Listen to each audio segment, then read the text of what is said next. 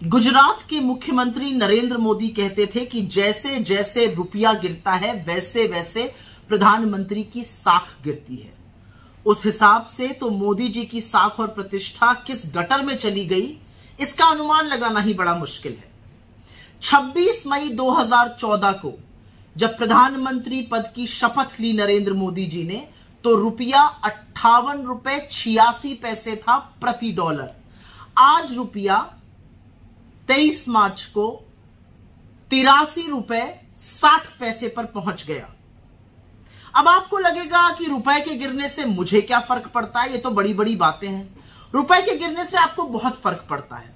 रुपए के गिरने का मतलब क्या है कि जो चीज पहले 60 में आ सकती थी अब वो 84 में आती है। मतलब जिस चीज के लिए आपको $1 खरीदने के लिए 60 रुपए देने पड़ते थे, अब उसके लिए 84 रुपए देने पड़ रहे हैं।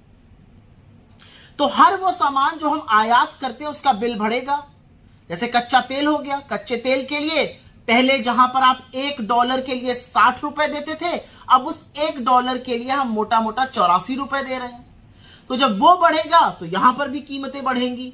जब यहां पर कीमत पेट्रोल डीजल की बढ़ेगी, और क्योंकि डीजल से ही ज्यादातर ढुलाई का काम होता है, सब्जी, फल, अंडे, सामान इत्यादि सब महंगा होगा।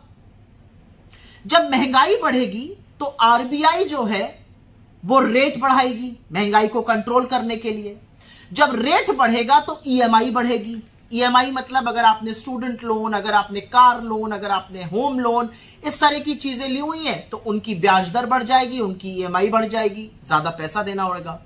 तो रुपए का कमजोर होना अर्थव्यवस्था का कमजोर होना और देश के कमजोर होने पर है। और असलियत यह है कि नरेंद्र मोदी जी को रुपया 60 से कम पर दिया गया था और उन्होंने रुपया 84 के पास पहुंचा दिया।